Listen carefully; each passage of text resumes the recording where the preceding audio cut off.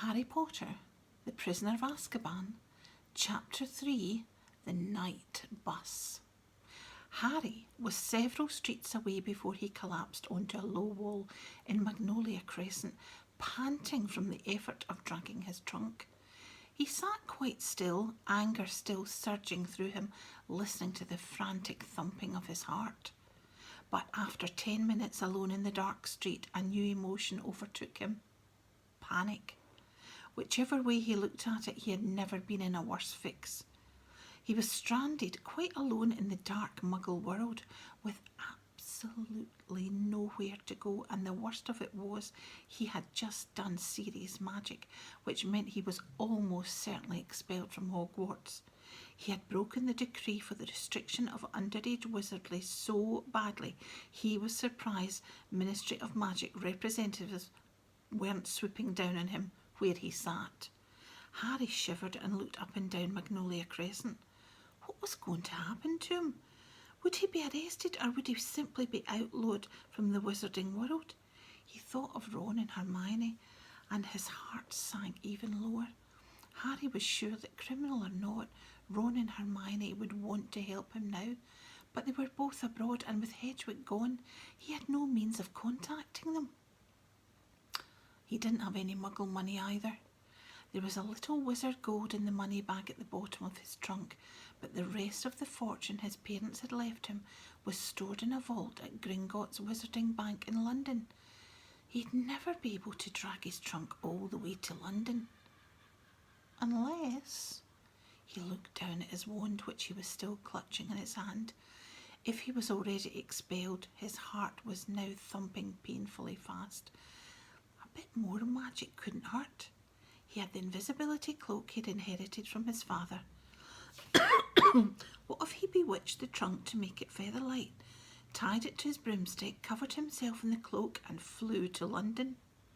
Then he could get the rest of his money out of the vault and begin his life as an outcast. It was a horrible prospect, but he couldn't sit on this wall forever, or he'd find himself trying to explain to the Muggle police why he was out in the dead of night with a trunk full of spell books and a broomstick. Harry opened his trunk again and pushed the contents aside, looking for the invisibility cloak, but before he had found it, he straightened up suddenly, looking around him once more. A funny prickling on the back of his neck had made Harry feel as though he was being watched. But the street appeared to be deserted, and no lights shone from any of the large square houses. He bent over his trunk again, but almost immediately stood up once more, his hand clenched on his wand. He had sensed, rather than heard it, someone or something was standing in the narrow gap between the garage and the fence behind him. Harry squinted at the black alleyway. If only it would move, then he'd know whether it was just a stray cat or something else.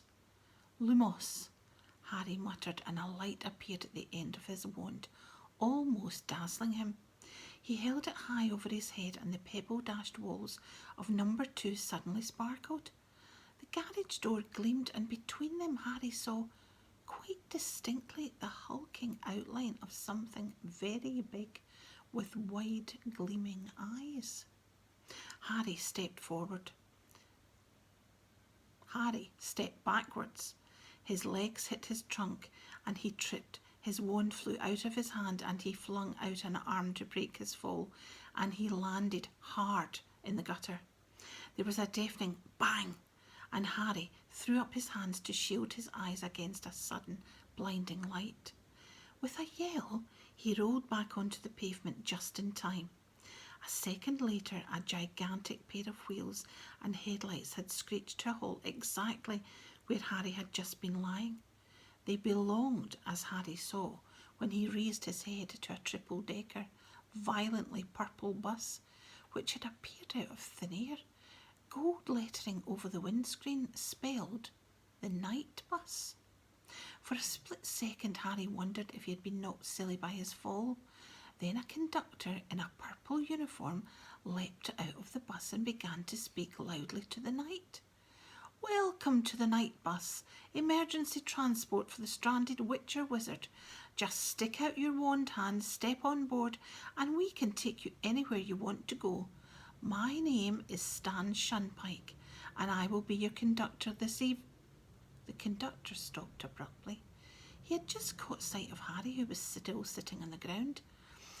Harry snatched up his wand again and scrambled to his feet. Close to, he saw that Stan Shunpike was only a few years older than he was, 18 or 19 at the most, with large protruding ears and a fair few pimples. What were you doing down there? Said Stan, dropping his professional manner. Fell over, said Harry. D'you fall over for? Sniggered Stan. I didn't do it on purpose, said Harry, annoyed. One of the knees in his jeans were torn, and the hand he had thrown out to break his fall was bleeding. He suddenly remembered why he had fallen over and turned around quickly to stare at the alleyway between the garage and the fence. The night bus's headlamps were flooding it with light, and it was empty. "What you looking at?" said Stan. "There was a big black thing," said Harry, pointing uncertainly into the gap. "Like a dog, but massive." He looked around at Stan, whose mouth was slightly open. With a feeling of unease, Harry saw Stan's eyes move to the scar on Harry's forehead. "What's that on your head?" said Stan abruptly. "Nothing," said Harry quickly, flattening his hair over his scar. If the Ministry of Magic was looking for him, he didn't want to make it too easy for them. "What's your name?" Stan persisted. "Neville Longbottom," said Harry, saying the first name that came into his head. So this bus," he went on quickly, hoping to distract Stan. "Did you say it goes anywhere?" "Yep," said Stan proudly. "Anywhere you like, long as it's on land. Can't do nothing underwater." "Here," he said, looking suspicious again. "You did flag us down, didn't you? Stuck out your wand and didn't you?" "Yes," said Harry quickly. "Listen, how much would it be to get to London?" 11 sickles, said Stan, "but for 13 you get hot chocolate, and for 15 you get an hot water bottle and a toothbrush in the colour of your choice." Harry rummaged once more in his trunk, extracted his money bag and shoved some silver into Stan's hand. He and Stan then lifted his trunk with Hedwig Cage balanced on top up the steps of the bus. There were no seats. Instead, half a dozen brass bedsteads stood beside curtained windows. Candles were burning in brackets beside each bed, illuminating the wood-panelled walls. A tiny wizard in a nightcap at the rear of the bus muttered, "Not now, thanks. I'm pickling some slugs," and rolled over in his sleep. "You have this one," Stan whispered, shoving Harry's trunk under the bed, right behind the driver, who was sitting in an armchair in front of a steering wheel. "This is our driver, Ernie Prang. This is Neville Longbottom, Ernie Prang, an elderly wizard wearing very thick glasses, nodded to Harry, who nervously flattened his fringe again and sat down on his bed. "Take her away, Ern," said Stan, sitting down in the armchair next to Ernie's. There was another tremendous bang, and the next moment Harry found himself flat on his bed, thrown backwards by the speed of the night bus. Pulling himself up, Harry stared out of the dark window and saw that they were now bowling along a completely different street. Stan was watching Harry's stunned face with great enjoyment. "This is where you was before you flagged us down," he said. "Where are we, Ern? Somewhere in Wales?" "Arr," said Ernie. "How come the muggles don't hear the bus?" said Harry. "Them," said Stan contemptuously. "Don't listen properly, do they? Don't look properly either. Never notice nothing. They don't." "Best go and wake up Madam Marsh, Stan," said Ern. "We'll be in Abergavenny in a minute." Stan passed Harry's bed and disappeared up a narrow wooden staircase. Harry was still looking out of the window, feeling increasingly nervous. Ernie didn't seem to have mastered the use of the steering wheel. The night bus kept mounting the pavement, but it didn't hit anything. Lines of lampposts, letterbox and bins jumped out of its way as it approached and back into position once it had passed. Stan came back downstairs, followed by a faintly green witch wrapped in a travelling cloak. Here you go, Madam Marsh, said Stan happily, as Ern stamped on the brake and the bed slid a foot or two towards the front of the bus. Madam Marsh clamped a handkerchief to her mouth and tottered down the steps. Stan threw her bag out after her, rammed the door shut. There was another loud bang, and they were thundering down a narrow country lane, trees leaping out of the way. Harry wouldn't have been able to sleep even if he had been travelling on a bus that didn't keep banging loudly and jumping 100 miles an hour at a time. His stomach churned as he fell backwards, to wondering what was going to happen to him and whether the Dursleys had managed to get Aunt Marge off the ceiling yet. Stan had unfurled a copy of the Daily Prophet and was now reading with his tongue between his teeth. A large photograph of a sunken-faced man with long matted hair blinked slowly at Harry from the front page. He looked strangely familiar. That man, Harry said, forgetting his troubles for a moment. He was on the Muggle News. Stanley turned to the front page and chuckled. Cyrus Black, he said, nodding. Course he was on the Muggle News, Neville. Where you been? He gave a superior sort of chuckle at the blank look on Harry's face, removed the front page and handed it to Harry. You ought to read the papers more, Neville. Harry held the paper up to the candlelight and read. Black, still at large. Cyrus Black, possibly the most infamous prisoner ever to be held in Azkaban Fortress, is still eluding capture. The Ministry of Magic confirmed today. We are doing all we can to recapture Black, said the Minister for Magic, Cornelius Fudge, this morning, and we beg the magical community to remain calm. Fudge had been criticised by some members of the International Federation of Warlocks for informing the Muggle Prime Minister of the crisis. Well, really, I had to, don't you know, said an irritable Fudge. Black is mad. He's a danger to anyone who crosses him. Magic or Muggle, I have the Prime Minister's assurance that he will not breathe a word of Black's true identity to anyone. And let's face it, who'd believe him if he did? While Muggles have been told that Black is carrying a gun, a kind of metal wand which Muggles use to kill each other, the magical community lives in fear of a massacre like that of 12 years ago, when Black murdered 13 people with a single curse. Harry looked into the shadowed eyes of Cyrus Black, the only part of the sunken face that seemed alive. Harry had never met a vampire, but he'd seen pictures of them in his Defence Against the Dark Arts classes, and Black, with his waxy white skin, looked just like one. Scary looking thing, innit? Said Stan, who'd been watching Harry read. He murdered 13 people, said Harry, handing the page back to Stan. With one curse. Yep, said Stan, in front of witnesses and all. Broad daylight, big trouble it caused, didn't it, Ern? Arr, said Ern darkly. Stan swivelled in his armchair, his hand on the back, the better to look at Harry. Black was a big supporter of you-know-who, he said.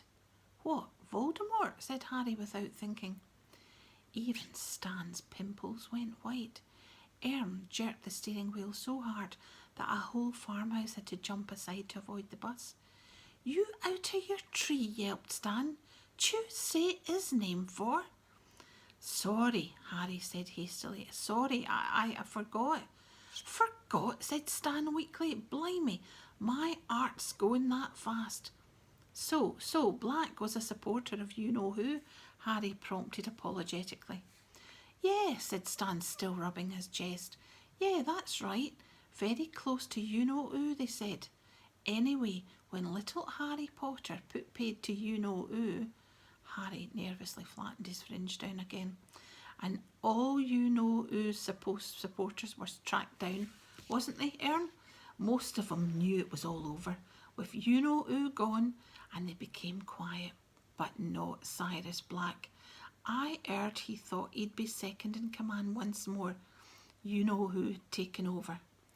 Anyway, they cornered Black in the middle of a street full of Muggles, and Black took out his wand and he blasted half the street apart, and a wizard got it, and so did a dozen Muggles what got in the way. Horrible, eh? And you know what Black did then? Stan continued in a dramatic whisper. What? Said Harry. Laughed, said Stan, just stood there and laughed. And when reinforcements from the Ministry of Magic got there, he went with them quiet as anything, still laughing his head off. 'Cause he's mad, isn't he, Ern? Isn't he mad? If he weren't when he went to Azkaban, he will be now, said Ern in his slow voice. I'd blow myself up before I set foot in that place. Serves him right, mind, after what he did. They had a job covering it up, didn't they, Ern? Stan said. Whole street blown up and all them muggles dead. What was it they said had happened, Ern? Gas explosion, grunted Ernie. And now he's out, said Stan, examining the newspaper picture of Black's gaunt face again. Never been a breakout from Azkaban before. As there, Ern, beats me how he did it. Frightening, eh? Mind, I don't fancy his chances against them Azkaban guards. Eh, Ern? Ernie suddenly shivered. Talk about summat else, Stan, there's a good lad. Them Azkaban guards give me the collywobbles. Stan put the paper away reluctantly and Harry leant against the window of the night bus, feeling worse than ever. He couldn't help imagining what Stan might be telling his passengers in a few nights' time. Hear about that, Harry Potter? Blew up his aunt. We had him here in the night bus, didn't we, Ern? He was trying to run for it. He, Harry, had broken wizard law just like Sirius Black. Was inflating Aunt Marge bad enough to land him in Azkaban? Harry didn't know anything about the wizard prison, though everyone he'd ever heard speak of it did so in the same fearful tone. Hagrid, the Hogwarts gamekeeper, had spent 2 months there only last year. Harry wouldn't soon forget the look of terror in Hagrid's face when he had been told where he was going, and Hagrid was one of the bravest people he knew. The night bus rolled through the darkness, scattering bushes and bollards, telephone boxes and trees, and Harry lay restless and miserable on his feather bed. After a while, Stan remembered that Harry had paid for hot chocolate, but poured it all over Harry's pillow when the bus moved abruptly from Anglesey to Aberdeen. One by one, wizards and witches in dressing gowns and slippers descended from the upper floors to leave the bus. They all looked very pleased to go. Finally, Harry was the only passenger left. Right then, Neville, said Stan, clapping his hands. Whereabouts in London? Diagon Alley, said Harry. Right-o, said Stan. Hold tight then. Bang! They were thundering along Charing Cross Road. Harry sat up and watched the buildings and benches squeezing themselves out of the night bus's way. The sky was getting a little lighter. He would lie low for a couple of hours, go to Gringotts the moment it opened, and then set off. Where? He didn't know. Ern slammed on the brakes and the night bus skidded to a halt in front of a small and shabby-looking pub, the Leaky Cauldron, behind which lay the magical entrance to Diagon Alley. Thanks, Harry said to Ern. He jumped down the steps and helped Stan lower his trunk and Hedwig cage onto the pavement. Well, said Harry, bye then. But Stan wasn't paying attention. Still standing in the doorway to the bus, he was goggling at the shadowy entrance to the Leaky Cauldron. There you are, Harry, said a voice. Before Harry could turn, he felt a hand on his shoulder. At the same time, Stan shouted, Blimey, Ern, come here, come here. Harry looked up at the owner of the hand on his shoulder and felt a bucket full of ice cascade into his stomach. He had walked right into Cornelius Fudge, the Minister for Magic himself. Stan leapt onto the pavement beside him. What d'ye call Neville, Minister? He said excitedly. Fudge, a portly little man in a long pinstripe cloak, looked cold and exhausted. Neville, he repeated, frowning. This is Harry Potter. I knew it, Stan shouted gleefully. Ern, guess who Neville is, Ern? He's Harry Potter. I can see his scar. Yes, said Fudge testily. Well, I'm very glad the night bus picked Harry up, but he and I need to step inside the Leaky Cauldron now. Fudge increased the pressure on Harry's shoulder, and Harry found himself being steered inside the pub. A stooping figure, bearing a lantern, appeared through the door behind the bar. It was Tom, the wizened, toothless landlord. You've got him, Minister, said Tom. Will you be wanting anything? Beer? Brandy? Perhaps a pot of tea, said Fudge, who still hadn't let go of Harry. There was a loud scraping and puffing from behind them, and Stan and Ern appeared carrying Harry's trunk and Hedwig cage and looking around excitedly. How come you didn't tell us who you are, eh, Neville? Said Stan, beaming at Harry, while Ernie's owlish face peered interestedly over Stan's shoulder. And a private parlour, please, Tom, said Fudge pointedly. Bye, Harry said miserably to Stan and Ern as Tom beckoned Fudge towards the passage that led from the bar. Bye, Neville, called Stan. Fudge marched Harry along the narrow passage after Tom's lantern and then onto a small parlour. Tom clicked his fingers, a fire burst into life in the grate, and he bowed himself out of the room. Sit down, Harry, said Fudge, indicating a chair by the fire. Harry sat down, feeling goosebumps rising up his arms despite the glow of the fire. Fudge took off his pinstripe cloak and tossed it aside, then hitched up the trousers of his bottle green suit and sat down opposite Harry. I am Cornelius Fudge, Harry, the Minister for Magic. Harry already knew this, of course. He had seen Fudge once before, but as he'd been wearing his father's invisibility cloak at the time, Fudge wasn't to know that. Tom, the innkeeper, reappeared wearing an apron over his nightshirt and bearing a tray of tea and crumpets. He placed the tray on a table between Fudge and Harry and left the parlour, closing the door behind him. Well, Harry, said Fudge, pouring out tea, you've had us in a right flap, I don't mind telling you. Running away from your aunt and uncle's house like that, I'd started to think. But you're safe, and that's what matters. Fudge buttered himself a crumpet and pushed the plate towards Harry. Eat, Harry, you look dead on your feet. Now then, you will be pleased to hear that we have dealt with the unfortunate blowing up of Miss Marjorie Dursley. 2 members of the Accidental Magic Reversal Squad were dispatched to Privet Drive a few hours ago. Miss Dursley has been punctured and her memory has been modified. She has no recollection of the incident at all. So that's that, and no harm done. Fudge smiled at Harry over the rim of his teacup, rather like an uncle surveying a favourite nephew. Harry, who couldn't believe his ears, opened his mouth to speak, couldn't think of anything to say, and closed it again. Ah, you're worrying about the reaction of your aunt and uncle, said Fudge. Well, I don't deny that they are extremely angry, Harry, but they are prepared to take you back next summer as long as you stay at Hogwarts for the Christmas and Easter holidays. Harry unstuck his throat. I always stay at Hogwarts for the Christmas and Easter holidays, he said, and I don't ever want to go back to Privet Drive. Now, I'm sure you'll feel differently once you've calmed down, said Fudge in a worried tone. They are your family after all. I'm sure you're fond of each other, very deep down. It didn't occur to Harry to put Fudge right. He was still waiting to hear what was going to happen to him now.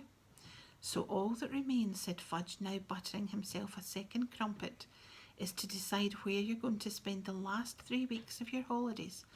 I suggest you take a room here at the Leaky Cauldron and... Hang on, blurted Harry. What about my punishment? Fudge blinked.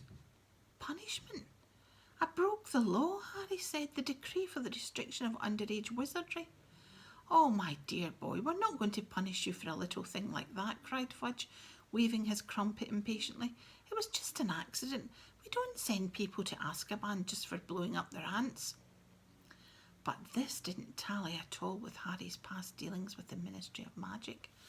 Last year, I got an official warning just because a house elf smashed a pudding in my uncle's house, said Harry.